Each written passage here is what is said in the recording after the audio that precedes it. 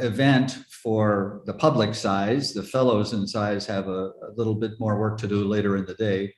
But let me now introduce Rachel McCormick.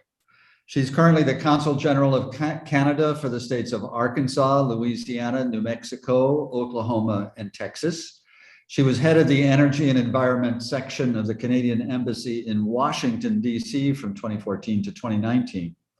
She joined the Department of Foreign Affairs and International Trade in 2004. In Ottawa, she worked in divisions responsible for sustainable development, for energy, climate change, and circumpolar affairs. She represented the Government of Canada in a range of international forums, including the Arctic Council, the North American Commission for Environmental Cooperation, and the United Nations. Previously, she held positions within the Canadian energy sector and at the World Trade Organization in Geneva. She has a Bachelor of Arts with honors in economics for land use and environmental studies from University of Saskatchewan, and a PhD in environmental science from the University of Calgary. Rachel has been with us many times at SISE, and always a pleasure to hear her comments. Rachel, take it away. Thank you so much, George. And it's a real pleasure to be back with you and all of the participants this year. Last year, I found the program very interesting, inspiring, and thought-provoking, and I absolutely did again this year. I tuned in for some of the classes, and some of the reading is added to my pile that has been referenced, and I'm really excited to be with you all today. Our government, the Canadian government, has worked with SISE for a long time, largely through our office in Chicago. So as George mentioned, I'm the Consul General for Canada here in Dallas. So I represent the Government of Canada for the South Central United States. So that's Texas, Louisiana, Arkansas, Oklahoma, and New Mexico. But we have a Consul General in Chicago as well. And our job is really to, first off, help Canadians if they have a challenge, whether they lose their passport or there's a disaster of some sort. We connect businesses. And I know you've been talking a lot about innovation, and I know Eric's been doing lots of profiling of things that are happening in other countries and their energy ecosystems, innovation ecosystems.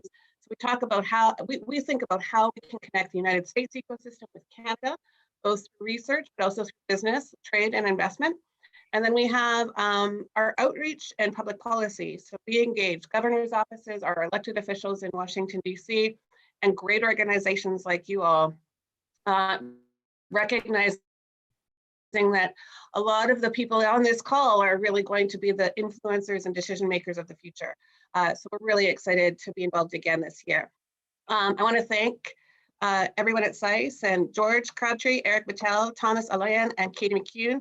I know by now you all know them really well, but I also know that their tireless efforts really make this possible, and that they've tried to keep it super engaging and vibrant along these 2 weeks. So first of all, congratulations, you did it.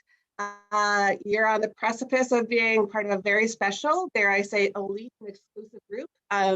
And I see that the experience is meaningful enough that an alumni group like you will continue your global discussions online, I hope. I looked at your resumes and I see an accomplished group of people who are going to make a difference. And so I'm really excited to be with you for this last session. I know that these 2 weeks you've explored the themes finding ecosystem, and you spent time considering how society, group behavior, science, economic sectors, and governments are all linked, and where to find leverage points. And I hope that I can bring that a bit together from a Canadian's perspective and also through my professional experience. So as a diplomat, I mean, maybe it's a bit surprising that I am focused on energy and environment.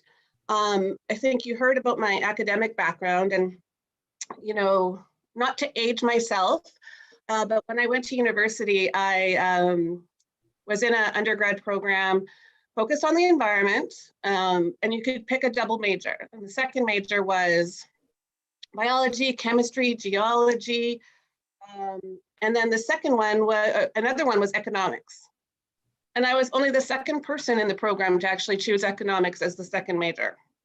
And people kept saying to me, what does the economics have to do with the environment?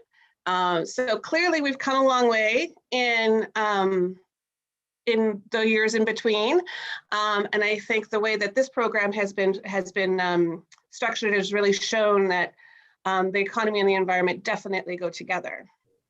I did my doctorate on how international trade can integrate environmental considerations and foreign direct investment can integrate environmental considerations. We are a global economy. We need to think about how we think about environment, energy efficiency, security of supply chains, as we think about the future economy and how to address these global challenges together. And a lot of that really comes down to, the typical classes and programs you might think about. But one of the things when I chose my doctorate program was that it was interdisciplinary and interventionist. And so I think this program is really great in that respect because we all need to learn how to talk to each other. I think that soft skill of communication, the soft skill of teamwork, and the ability to compromise is just so essential. And people that come to the table with a very specific skill set and not willing to take those other pieces in, it's really hard to advance progress. And when you look at politics right now, I think we see that as well, that division and the success of people that are ready to come to the table and work with others is really important. And the other thing I would say is the lens of diversity, equity, and inclusion is essential. And I think that you've been talking about issues of justice this week, and bringing that lens into your work can really ensure the societies that we build, the solutions that we build are good for everybody. And the last thing I'll say in terms of my experience as a professional to share a bit with you is raise your hand. If you see something that you're interested in, raise your hand and ask if you could work on it. The worst thing that can happen is that somebody can say no. I actually got my job in the federal government and started my life as a baby diplomat just that way. When I was doing my doctorate, like I said, my program was both interdisciplinary and interventionist. So as your program, you had to do the theory, everything else, the research. You had to have a final chapter about how this would work in the real world. What are your recommendations for the real world? And so I was writing briefs and submitting them to the Canadian federal government. And I was at a conference and I saw one of the guys that I'd been sending these to, and I said, hey, I saw you were using my ideas. Why don't you give me a job? And he said, okay. So raise your hand is I guess the message I wanted to say to you on that front. But today we come together virtually with, of course, a backdrop of a global pandemic that's still ravaging parts of the globe. In Canada, we've had some good success in terms of vaccination. Over 77% of the population over 12 has now gotten their first dose of vaccine, and over 41% have been fully vaccinated. Challenge of the pandemic and the challenge of climate change are clearly two of our biggest and significant challenges of our time. And we need to work with people like you across continents, across disciplines to tackle these issues. Canada is very committed to science and fact-based decision-making and bringing those in with a consideration of quality, equity, empowerment, and economic growth. Your opening keynote speaker, Kimberly Miner, pointed out in her remarks on tipping points. And we know that the time for action is now. For example, on changes in the Arctic strike home with Canadians who have a front row seat on observing some of the most dramatic developments in the global environment. And I'll share a bit more about that in a few minutes. We also know that we need collaboration between different levels of government, within a country, but also with industry, with thought leaders, and of course, with non-governmental players as well. So now I just want to show you a little bit about the climate change impacts that we're seeing here in Canada. Hopefully we get this one. Is that showing correctly? Yes, we can see it. Yeah. Okay, so on this slide, you'll see some of the impacts of climate change across Canada. And it's really everywhere. This year, we've had droughts in Western North America, not just in Canada, in the United States as well, which has significant impacts on agriculture. In my home province of Saskatchewan, there was a lot of hard decisions about whether to plant some crops this year. We've had fires that have required a complete evacuation of some communities in British Columbia. And we know that climate change actually poses really acute risks of harm to both our people, our ecosystems, but also to the economy. So you can just see in this slide the vectors of impacts, whether it's flooding, whether it's the ability in the north for our Indigenous populations to continue to hunt in the way they have, to continue to commute and travel in the way that they have. Ice roads aren't maintained anymore. Ice roads are melting. In Nunavut, we don't actually have regular roads for most communities to get to each other. They rely on ice roads. So when those are melting, it really changes their life. So, like I said, that taking action now is so important, right? Our estimate is that we could see an economic impact cost of $21 billion to $43 billion a year in 2050 if we don't act now. But I think what's really important is also the opportunity we see in terms of addressing climate change, and that's why we're investing in innovation. I have some stats here on this slide, but we see the global clean tech market as being over $2.5 trillion by 2022. Bioeconomy, $71.5 billion by 2021 and $1 trillion by 2030. Jobs, growth, energy efficiency. We're just talking a little bit before this course started about the energy efficiency opportunities here in Texas. When the storm came this year, I was shocked at how quickly our house lost all of its power, or lost all of its heat when we lost our power. And that just doesn't make sense. Texas is a super hot state, and these houses should be keeping in the cold air, just as like they're keeping in the warm air during the winter. We've been investing in a lot of innovation in Canada. So for example, a significant investment in advancing carbon-free aluminum. And when we think about supply chains, when we think about industry, when we think about what's happening here in North America, we have an opportunity as our countries to ensure that we're using the most environmentally preferable products. How can we find this market opportunity and take advantage of it? How can we invest in innovation?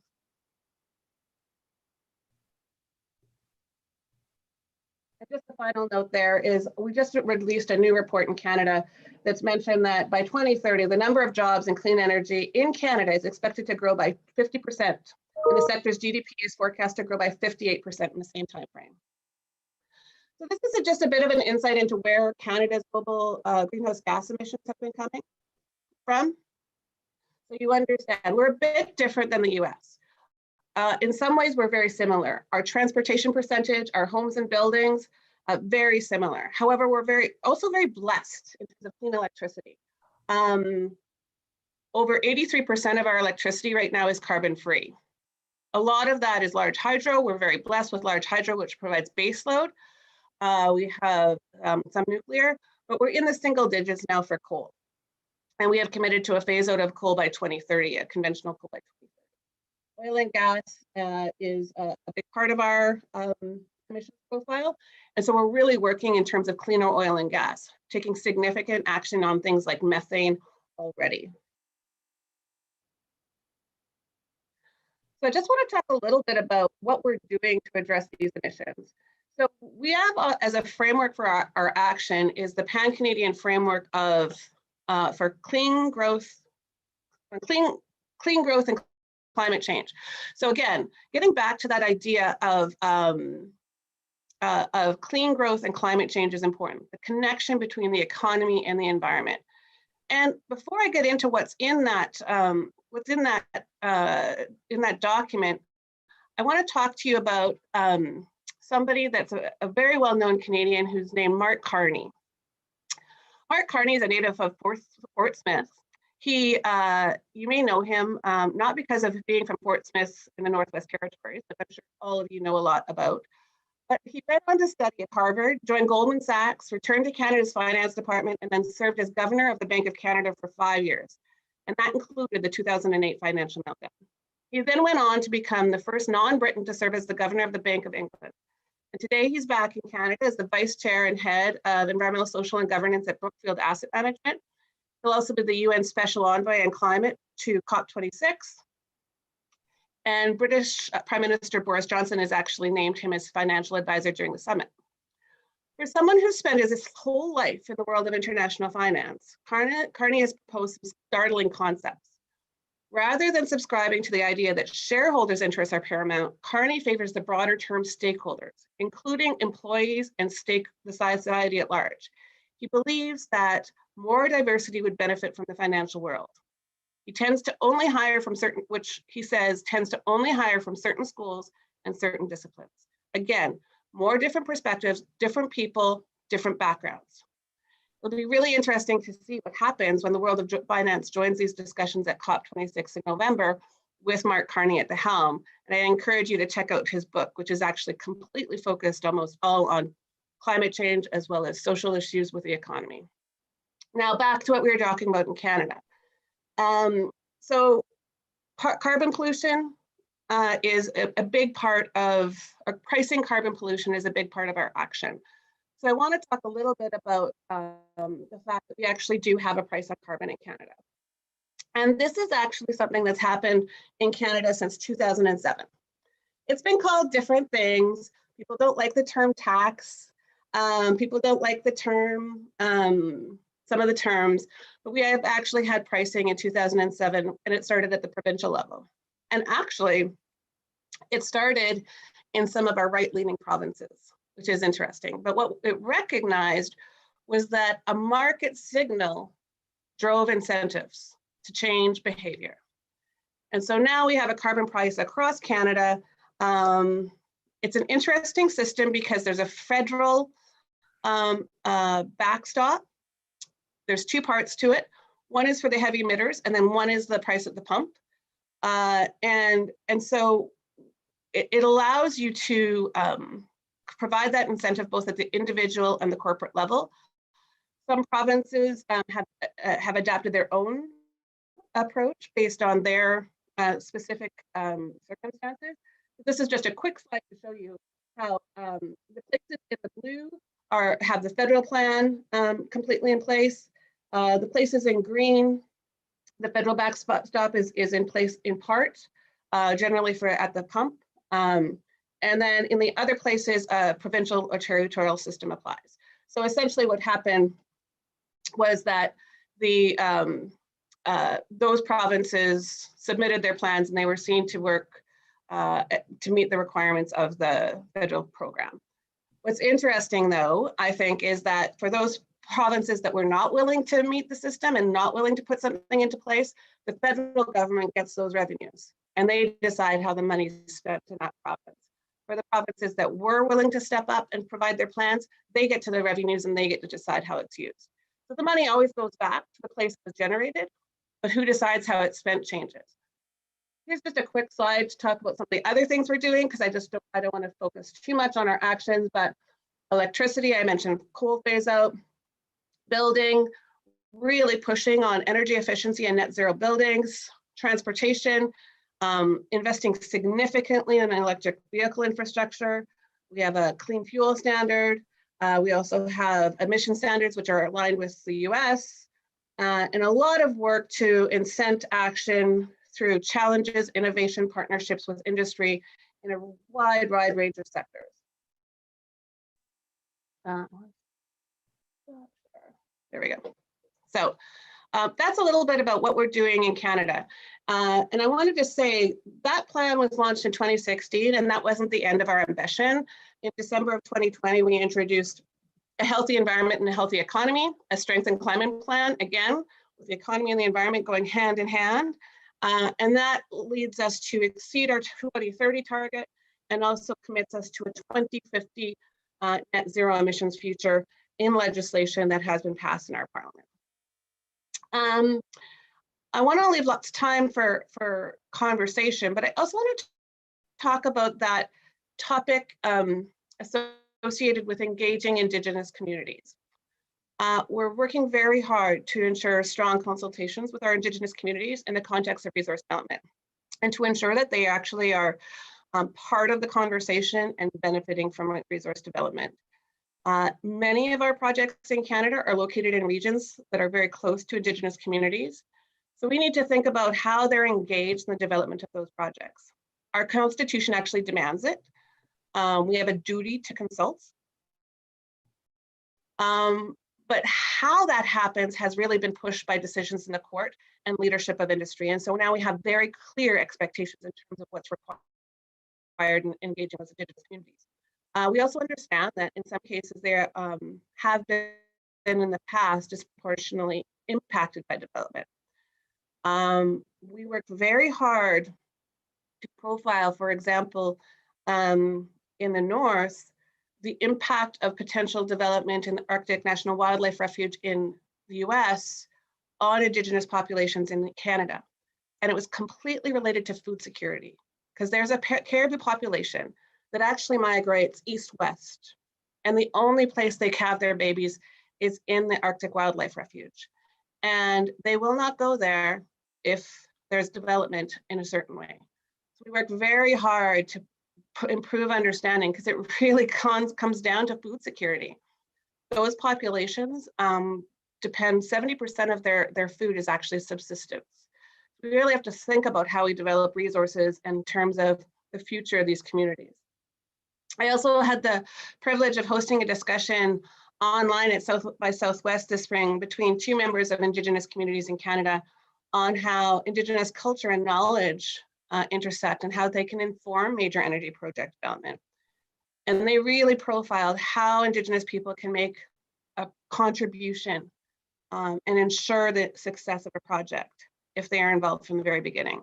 One of them said, in a land-based society, we are here before the project is conceptualized and we remain after it is completed. So we need to have a say. Before we close, I just want to talk a little bit about Canada and the US.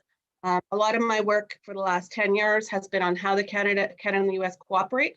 You may be surprised to hear 43% of our border is water that goes back and forth between our countries. So we have to manage that together. We just renegotiated NAFTA. So the modernized NAFTA actually has an environment chapter.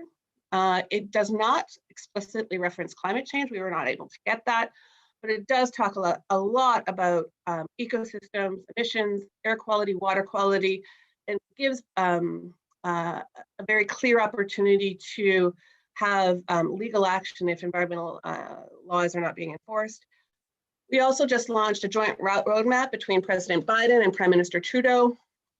It has a lot in there talking about pandemic recovery, anti-racism action, but it also has a whole section on accelerating climate ambition, including methane, building cross-border infrastructure. And this is really difficult to build, but we have to think about this because infrastructure, whether it's hydrogen of the future, whether it's electricity transmission, whether it's what we need for electric vehicle integration, it is really hard to build infrastructure.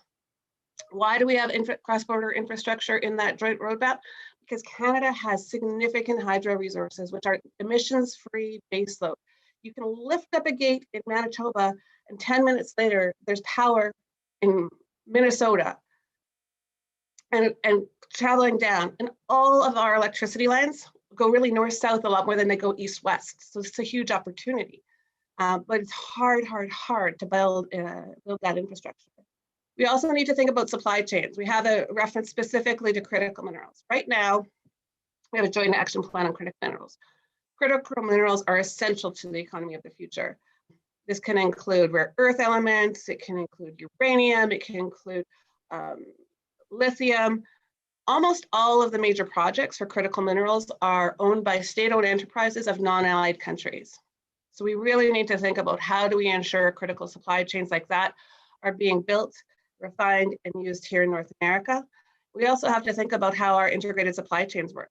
I gave you the aluminum example, but we are constantly talking to legislators and decision makers to ensure that Buy American provisions don't mess up the supply chain that's working well.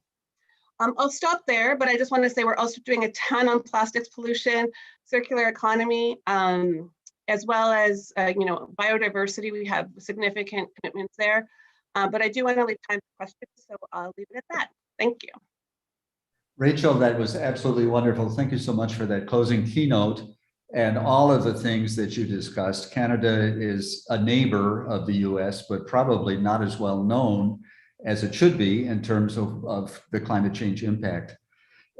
We got plenty of questions from the fellows. They are active as always. What a group. And let me quickly ask, I think I need to look here just a minute. Yeah, let me ask Sebastian. He had a question about Indigenous voices. And let me say, just as intro, that that's a topic we've been looking at extensively this year in SISE. It's really resonated with the fellows. We've heard some very interesting presentations. And Sebastian, would you like to share your question? Yeah, sure. I was wondering how Indigenous voices were listened to during the construction of the coastal pipeline in British Columbia just last year. I know that there were a lot of protests from the Indigenous people who did not want that oil pipeline built, and yet it was still constructed anyway. So I just wanted to hear like your commentary on that. Sure. So there was two pipelines that were proposed to go to the West Coast. So Northern Gateway was one of the ones that had significant opposition from First Nations communities. And the government actually, it was approved by the previous government, and then this government declined it. So it was canceled. The Trans Mountain pipeline, there is there's actually, through consultations with nations, there are nations across the entire pipeline that have now signed benefit sharing agreements. So there's a lot of engagement and a lot of consultations. I have to say, you know, although all of the communities along the pipeline eventually signed on through benefit sharing agreements, there are still individuals who are not happy. And just like in any local community, there's always going to be divisions in terms of that. What I think is really interesting from that pipeline, and there's another pipeline project in BC, is that it wasn't just, it didn't end there. And I think that's so important because they have an ongoing monitoring program. And there's Indigenous people, so there's commitments in terms of monitoring and impacts and benefits, and they meet regularly. And they get to hold the company and the country to account in that process. So I think really important to differentiate. There's two pipelines, and one was canceled, and one was continued, and there's benefit sharing agreements across it. I would also say that, you know, the Keystone XL pipeline, which was canceled in the US. I refer to it as the most famous pipeline that's never been built. By the end of the program, the proposition for that project, there was actually benefit sharing agreements along the entire line with tribes in the US and First Nations in Canada. I think that pipeline proposal and the proponents changed their course over time. And I think the learnings that we have from how they engaged communities through that pipeline project are going to be really important to look at for the future. Because like I said, hydrogen pipelines are going to have to be built. If we see hydrogen as a huge opportunity for the future, we're going to have to build pipelines for that. They might be more centralized, but we are going to have to build that infrastructure. Great answer. Thank you, Rachel. Turning to another very important energy topic, Sam had a comment about uranium and the fact that Canada is one of the 3 biggest producers. Sam, would you like to share your comment? Oh, it was just a comment that Canada is one of the largest producers of uranium worldwide, which is a really good thing, and should, I think, be, you know, since nuclear is such a big part of Canada's clean energy infrastructure, I think should be continued to be used. Yeah, you know, thanks for raising uranium. You know, during about 3 years ago, the Trump administration was using Section 232 for a number of actions, trade-related actions that were framed and advanced in the framework of national security. I can tell you that Canadians were very offended that their steel and aluminum was considered a national security risk and had a 20% tariff put on it. But there was also investigation into uranium. And what was really important that we brought to the fore in that conversation with the administration is that Cameco, the Canadian company, is the only market-based supplier in the world of uranium. All of the other ones are state-owned enterprises. And so we were arguing that having chemical caught in any 232 action would actually reduce national security for both US and Canada. It's really, really important that uranium has some market players. Chemical has been super hard hit because some of those state-owned enterprises have flooded the market. So the price of uranium is actually lower than its cost of production. Cameco has been recognized continually for their work with Indigenous populations in Canada, where I would say some of the other operations in other parts of the world have not been so progressive in terms of those relationships or for the environmental requirements. So I think that uranium is so key. We're working a lot on small modular reactors in Canada, as the US is as well. We have a roadmap in Canada for small modular reactors, but we know uranium is going to be a big part of that in the future. But I think that aspect of critical supply chains and market-based forces is really important to think about when we talk about those natural resources. Great answer. Thank you, Rachel. Let me ask a question, if I may, and it has to do with electric vehicles, which seem to be at least predicted to be the dominant form of personal transportation maybe in 20 or 30 years. What is Canada doing about EVs, either their manufacture, their sale, and of course, important charging stations? That's one of the big limitations at the moment. Can you give us a little bit of a perspective? Yeah, no, for sure. We have a infrastructure bank that has for now 3-4 years had a green climate lens applied to it. And so a big part of our infrastructure investment has been in EV charging stations, and that's part of the joint roadmap between President Biden and Prime Minister Trudeau as well. I don't remember the exact date, but I think it's 2035 that all new vehicles sold in Canada will have to be emissions free. It could be 2040, but that came out in the last month or so. We have a tax incentive in Canada for emissions reduced vehicles. So you get a different amount back in terms of the tax rebate based on whether it's a hybrid, whether it's fully electric, etc. So there's a lot of action there. And then again, I think it's really important to think about supply chains on the actual transportation end. So in Quebec, when you think about battery production, like you need the lithium, right? And so Quebec has developed a very, very well thought out industrial ecosystem and strategy. So they have lithium production, they have aluminum, which is carbon-free aluminum smelting, and then they have a plan for innovation in terms of a battery plant. And then we have the 5, of course, major car manufacturers in Canada in that corridor. So thinking about it from an industrial ecosystem perspective, to get those batteries, to get the lithium, and we really have to think about that from a competitiveness standpoint. So how do we make sure that that works well, and having those industrial ecosystems set up? But without that supply chain, it's really hard to do. I think COVID has shown that we really need to have some things onshore. Not that globalization and international trade shouldn't be continued, but we have to have some of these essential and critical elements developed and available here in North America. Great answer. Let me turn to another question, if I may, and that's in the US at least, environmental justice has received a lot of attention since the election. The Biden administration is pushing it strongly. And you talked about Indigenous people in Canada, where of course, I think it's already getting a lot of attention there. But how about renewable energy projects and other kinds of energy transitions in Indigenous populations?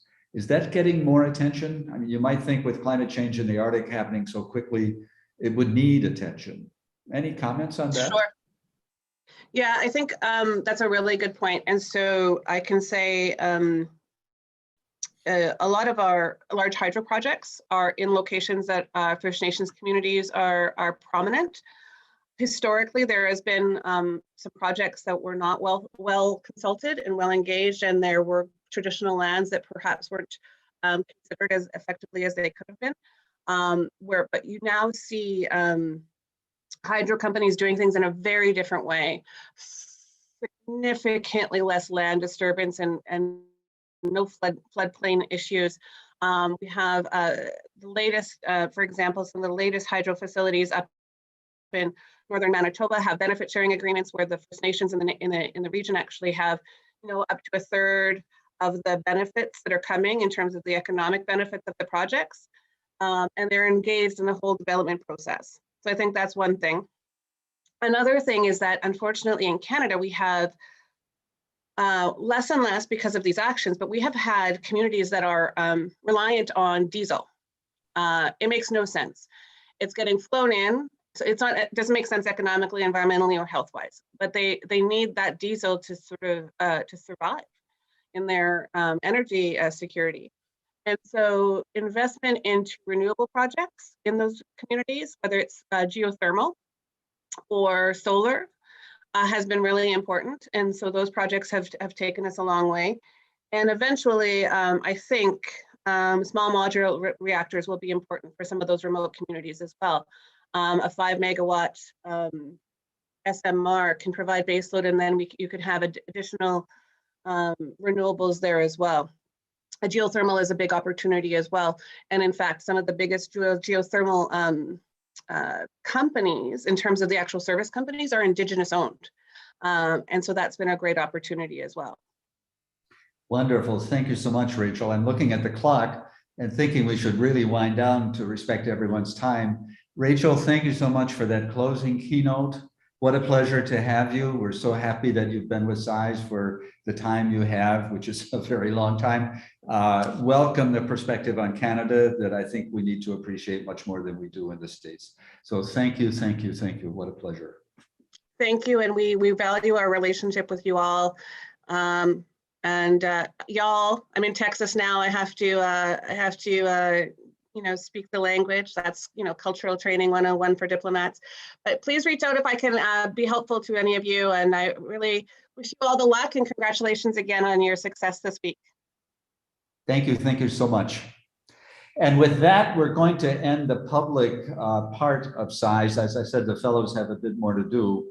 I would like to thank personally everyone who's been involved, especially American Energy Society, that's Eric Vettel and Katie McCune, who have been real 100% partners this year and last year. We are so thrilled to have them, look forward to more. I would like to thank especially Mariana Grossman, who is the honorary chair of SISE, and the fellows will be seeing a bit more of her in the rest of the morning. I'd like to thank the speakers and the panelists. Been wonderful to have the presentations, especially, of course, the fellows. You're the center of attention for SISE, and it has been so satisfying to see you guys asking so many questions and interacting on chat so effectively, even though we're not in person. Also the sponsors and partners of SISE, that's the Baum Family Fund, Argonne National Lab, Clean Energy Trust, Loyola University, Northwestern, and the Wanger Institute at Illinois Institute of Technology. So with that, I think we'll close it out. Fellows, we will